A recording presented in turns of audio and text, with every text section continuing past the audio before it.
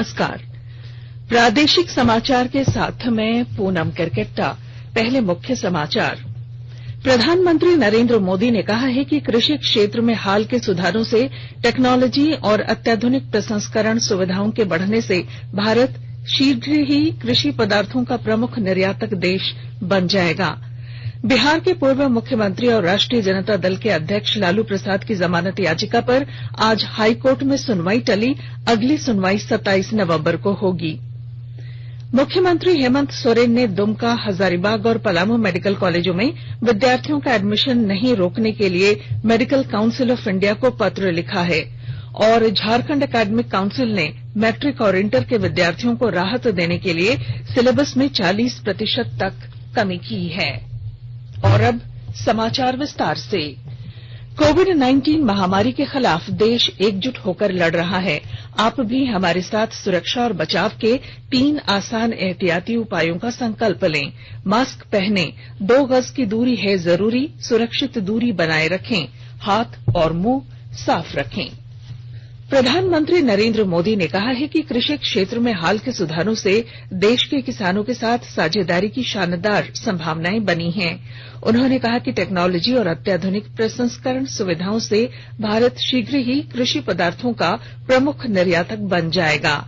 प्रधानमंत्री ने कहा कि मजबूत और जीवंत भारत विश्व की आर्थिक व्यवस्था में स्थिरता लाने में महत्वपूर्ण भूमिका निभा सकता है। कल वैश्विक निवेशक गोलमेज सम्मेलन की अध्यक्षता करते हुए श्री मोदी ने कहा कि भारत को वैश्विक विकास की प्रेरक शक्ति बनाने के लिए जो भी संभव होगा किया जाएगा। उन्होंने कहा कि भारत वह जगह है जहां निवेशक विश्वसनीयता, स्थिरता, निरंतरता और प्रदूषण मुक्त विकास के अवसरों के साथ मुनाफा भी कमा सकते हैं। प्रधानमंत्री ने कहा कि भारत में निवेशकों के लिए लोकतंत्र, जनशक्ति और विविधता जैसे फायदे हैं। उन्होंने कहा कि भारतीय अर्थव्यवस्था का लचीलापन हमारी व्यवस्था की ताकत, जनता के सहयोग और नीतियों की स्थिरता से प्रेरित हैं। उन्होंने कहा कि इस साल भारत ने वैश्विक महामारी का बहादुरी से मुकाबला किया और इस दौरान विश्व को भारतीयों के राष्ट्रीय चरित्र की एक झलक देखने को मिली। बिहार के पूर्व मुख्यमंत्री और राष्ट्रीय जनता दल के अध्यक्ष लालू प्रसाद की जमानत याचिका पर आज हाई कोर्ट में सुनवाई टल गई है। अगली सुनवाई 27 नवंबर को होगी।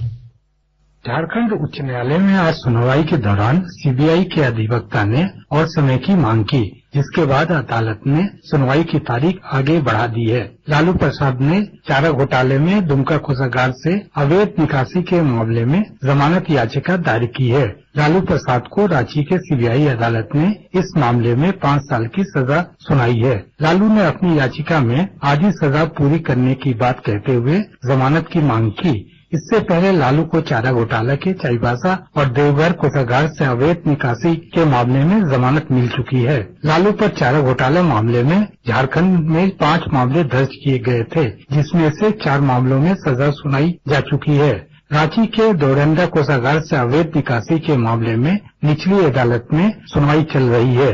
आकाशवाणी समाचार के लिए रांची से मैं अब्दुल हमीद। राज्य में कोरोना संक्रमण के नए मामलों की तुलना में स्वस्थ होने वाले लोगों की संख्या लगातार बढ़ रही है। राज्य में अब तक 1,03,543 कोरोना पॉजिटिव मामले मिल चुके हैं। इनमें से 97,964 लोग कोरोना को मात दे चुके हैं, जबकि 4,485 संक्रमितों का इलाज चल रहा है। वहीं 894 लोगों की कोविड-19 की वजह से मौत हो चुकी है। फिलहाल राज्य में कोरोना से स्वस्थ होने की दर बढ़कर 94.6% और मौत की दर घटकर 0.86% हो गई है। राज्य में सबसे ज्यादा सक्रिय मामले रांची और पूर्वी सिंहभूम में हैं, जबकि 17 जिलों में 100 से भी कम कोरोना संक्रमित मरीज हैं। आजसू पार्टी के अध्यक्ष और विधायक सुदेश महतो 2.5 महीने के बाद फिर से कोरोना संक्रमित हो गए हैं। सुदेश महतो ने 3 नवंबर को अपना कोरोना टेस्ट कराया था, जिसकी रिपोर्ट पॉजिटिव आई। फिलहाल वे होम क्वारंटीन पर हैं। जानकारी हो कि सुदेश महतो इससे पहले 18 अगस्त को पहली बार कोरोना पॉजिटिव पाए गए थे। इसके बाद वे 14 दिनों तक अपने घर पर ही थे। आकाशवाणी का समाचार सेवा प्रभाग आज अपने फोन इन कार्यक्रम में हिंदी और अंग्रेजी में कोविड-19 पर विशेष परिचर्चा प्रसारित करेगा।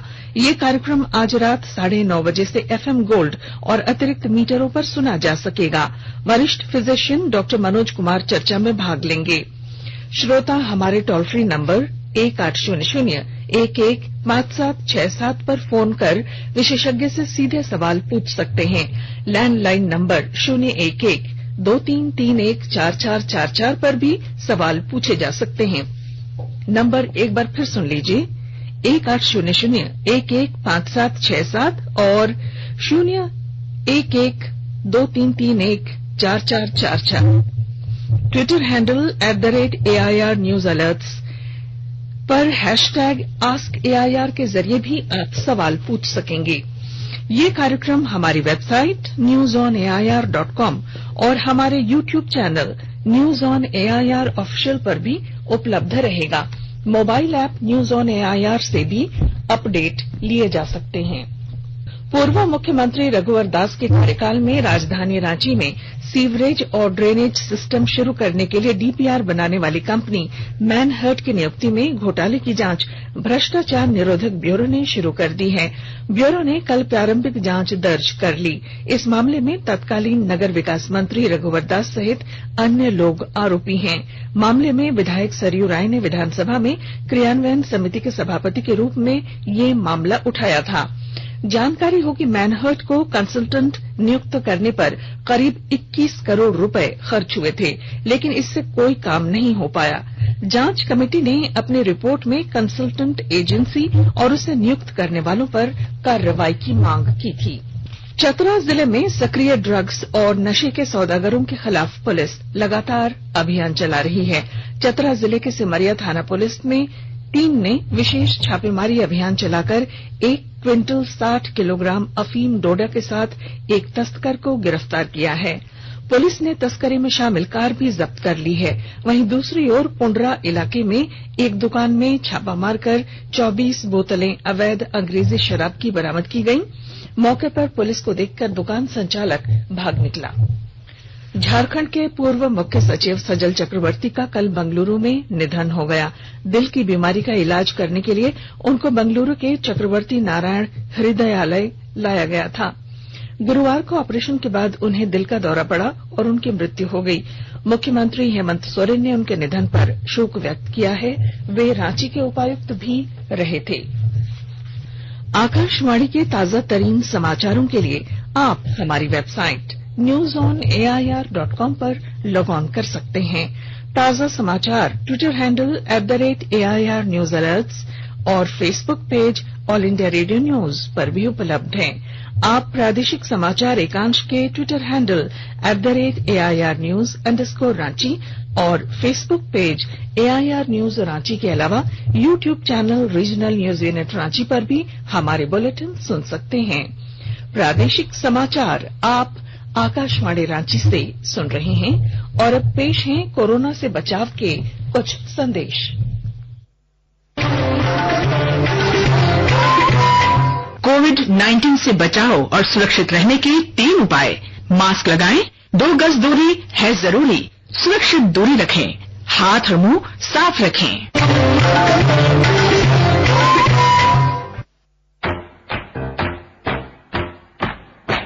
चलो मिलकर एक शुरुआत करें, चलो एक फैसला आज करें।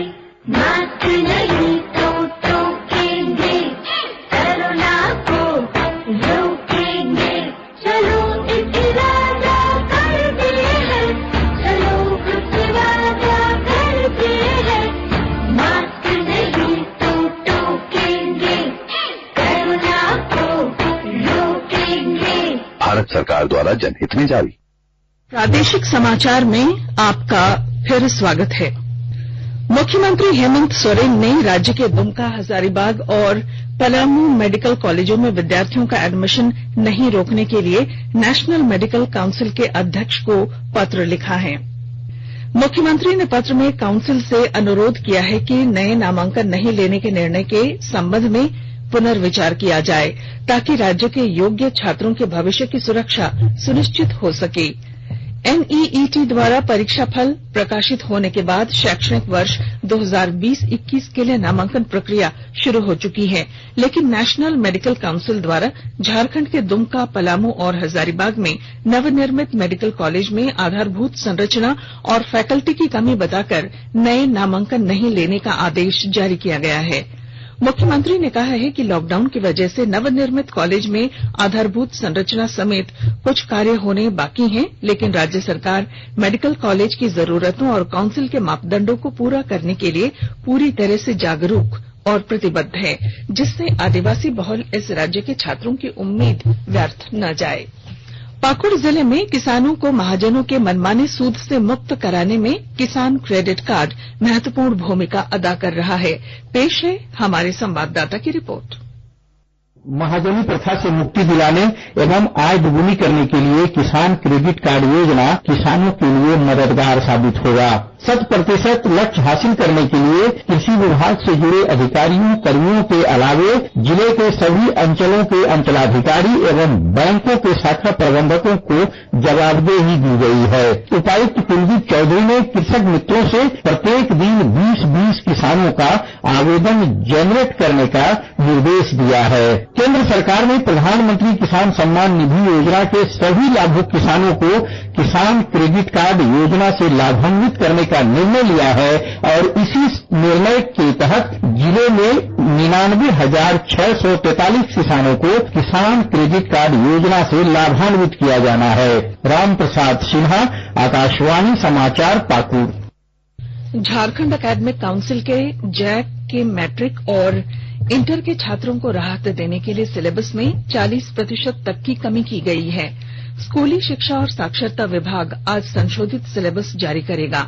झारखंड शिक्षा परियोजना के राज्य परियोजना निदेशक शैलेश कुमार चौरसिया ने बताया कि सिलेबस में कम से कम 35 और अधिक से अधिक 40% कटौती की गई है।